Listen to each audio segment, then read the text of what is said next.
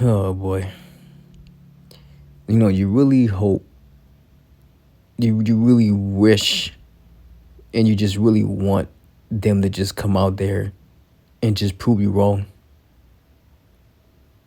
That's my feelings and how I'm gonna start this video. Just once, I wish this team would just go out there and prove me wrong. And be like, no, Frank, they're actually a good team. They can show up in big games. They're not gonna go out there. They're not gonna just come out there and just play terrible football to start the game. They're not gonna wait all the way to the end of the game again to try to finally get it going and play some football. No, it's not. There's no way that's not gonna happen again. There's no way. They've figured it out. They won all these games in the last couple of weeks. They scored over 30 plus points. They got it all figured out. No.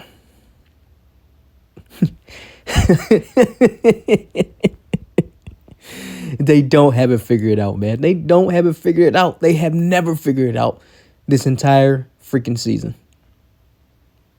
So what's going on, everybody? Frank Nitty here again. I'm going to be here talking about the Green Bay Packers losing to the Minnesota Vikings 25-27.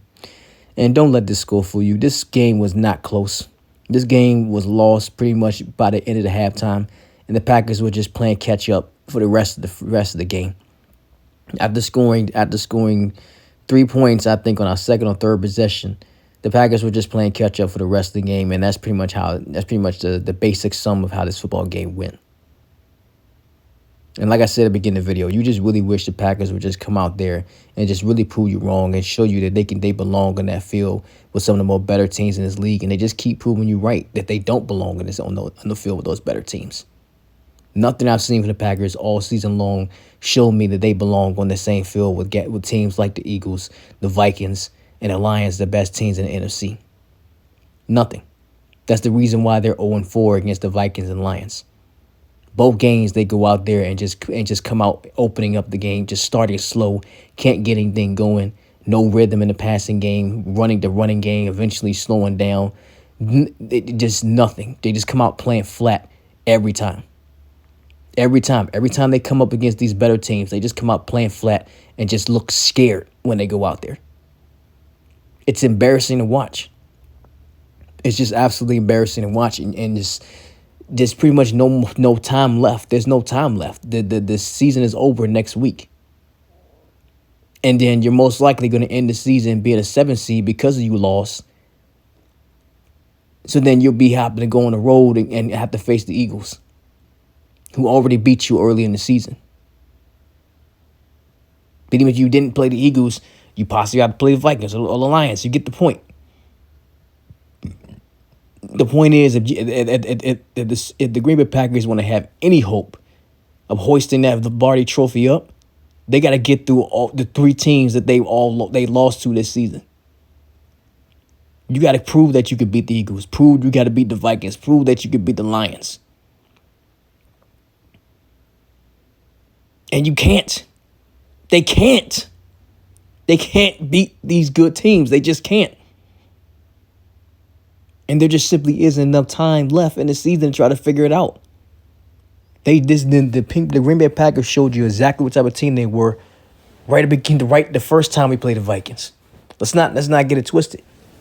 As pessimistic as I sounded after that game, at the end of the day, I said it then. This is who they are.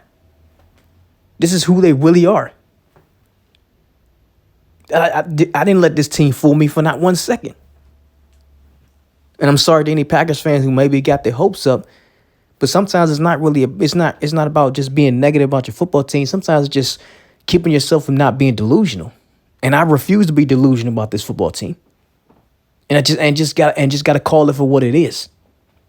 We're a good football team, but we're not a great football team.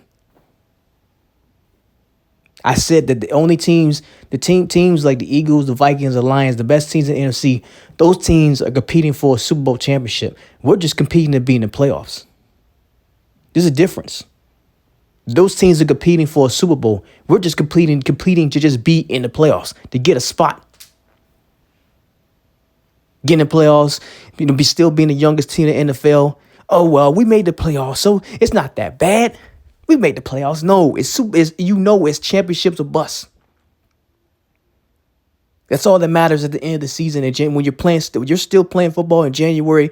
The only thing that's on your mind is win a championship. Sorry, this loser mentality of, oh hey, well at least we did make the playoffs again this year. That means matters. That matters not. That matters not. So yeah, you just gotta call it for what it is. You just gotta call your team out for who they are and what they are, and that's just pretty much what they are. Just an inconsistent football team that just can't show up in big games. I don't know exactly what goes on in that locker room when the type of mental effects that it has on the Packers when they have to face these teams, but something just goes on and it just affects them badly. It affects them badly. And again, you're just spending the rest of the game just playing catch up, and it's just and you get it going finally in the fourth quarter, but then it's just too little, too late. You got to be playing like that all four quarters if you want to be Super Bowl contenders, and they're just not there yet. They're just not there yet. The offense, overall, the Packers' offense probably played their worst game this season. Arguably, that's pretty much true. There's no debating it. That was the worst the Packers offense looked all season long. Joe Love did not play well. Josh Jacobs played okay, but then he fumbled on the first possession. And when he fumbled on the first possession, that told me right there that we were gonna lose. I'm just that much. I mean, if anybody hasn't already noticed by now, I'm just that much of a pessimist, and I'm really superstitious when it comes to that. When the Packers just come out and just make mistakes that quickly in the game, that just lets me know right then and there that we're not going to win. Because it happened on every game. Every game that we lost this season, what did we do? Turn the ball over. There was one of the key factors in losing all those games, turn the ball over. Joe Love, I think, threw 2 picks against the Eagles. He threw 3 picks against the Vikings the first matchup. Threw that dumb pick 6 against the Lions in the first matchup. Christian Watson fumbled against the Lions in the second matchup, and Josh Jacobs comes out in the first possession against the second matchup against the Lions and fumbles. You come out making mistakes. The Packers just come out and just do everything wrong when they're playing these teams, and when you do that, you're not gonna win. So as I said, this was the worst performance by the offense all season long. None of those guys had a good game. Joe Love walked into the fourth quarter only throwing the ball for 60-something yards. And the Vikings are just out there playing man coverage, daring you to beat them, and they just couldn't do it. These guys out there, Jaden Reed, who just a lot of times it just completely disappears from this offense completely. Romeo Doubs, Dontavian Wicks, these guys got to go out there and you got to win your one-on-one matchups. And the thing is, Dontavian Wicks, he does win his one-on-one matchups a lot. He finds that he gets open a lot, but then the problem is he can't. His hands are not the best because he's gonna drop a couple passes coming his way.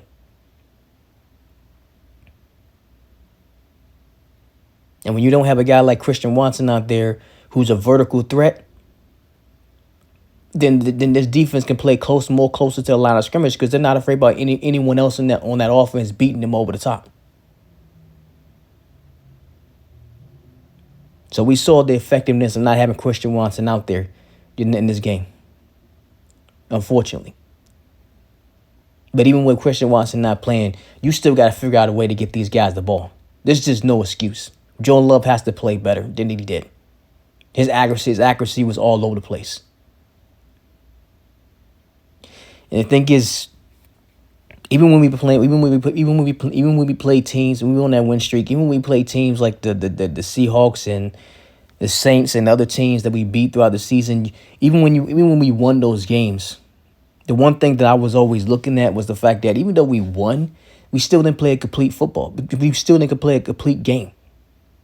And that was like my one criticism with the Packers, especially when we were on that win streak. It was like, yeah, we're winning, but why does it still feel like this team could have probably done more than what they did.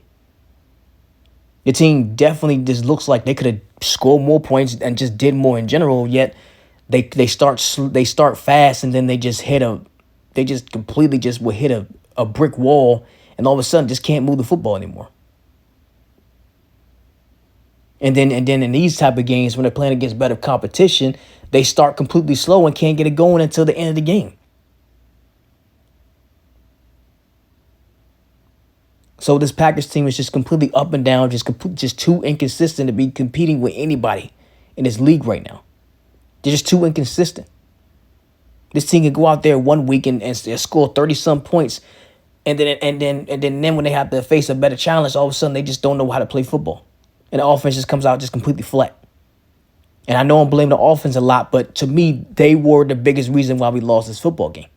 Matt LaFleur's play calling was horrible. Just got out-coached yet again. And like I said, Jordan Love did not play well. Accuracy all over the place, throwing the ball into the dirt, making it difficult for the guys to catch the ball. And even when it does hit them in the hands, these guys aren't making a catch. That's what not having Watson out there does, and that's what not having a true number one wide receiver does. Because even though I like our young wide receivers, at the end of the day, none of these guys are number one wide receivers. You look at the defensive side of the ball, one of the reasons why Sam Darnold was able to go off as much as he did and spread the ball around, because they were so concerned about Justin Jefferson. Anytime they show the replay of Jordan Addison, Hawkinson, or any of those other guys getting open, one of the biggest reasons why they were always so wide open was, one, due to the soft zone coverage that we were playing, but then number two, all eyes were on Justin Jefferson. Xavier McKinney, the Xavier McKinney and the rest of those guys, anytime Justin Jefferson was anywhere in their facility, all of their eyes were going towards him.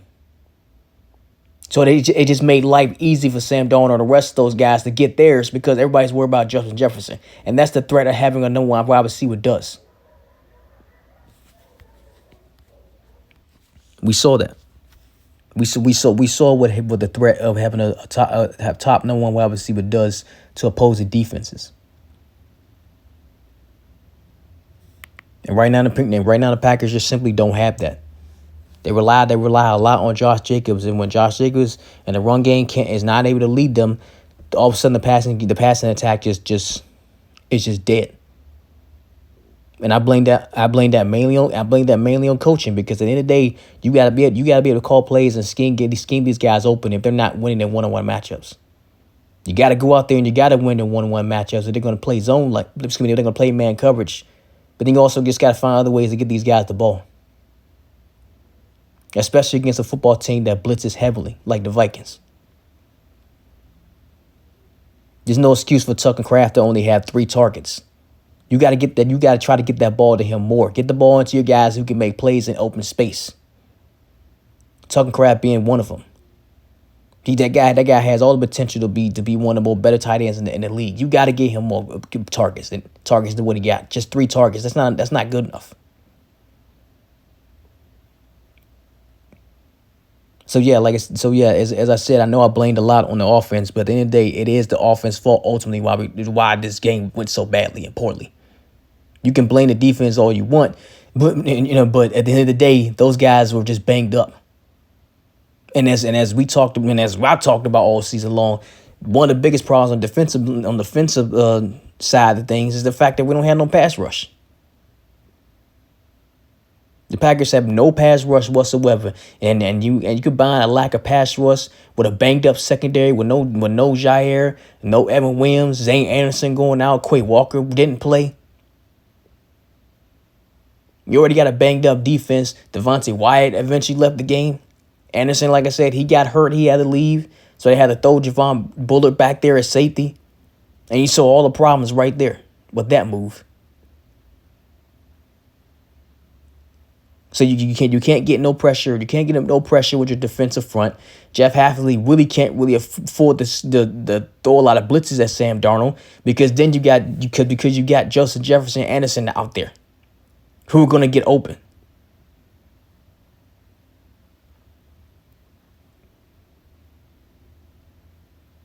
So that's just pretty much where we are. The offense is just too inconsistent. The defense is just lacking playmakers.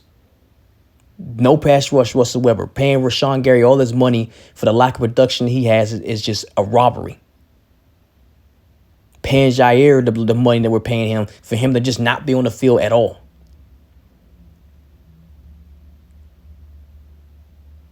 Why the hell did we draft Lucas Van Ness? Kenny Clark, you never really hardly hear his name called all throughout the game.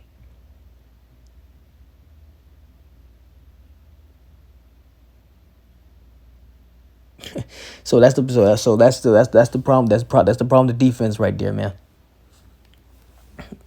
But and as I said, the NFL season is not long. There's only so much time you have to try to fix things, and unfortunately, the Packers just haven't fixed it. They haven't figured it out. They haven't been able to overcome the one of the main problems that's been killing them all season long is just their self-sabotaging.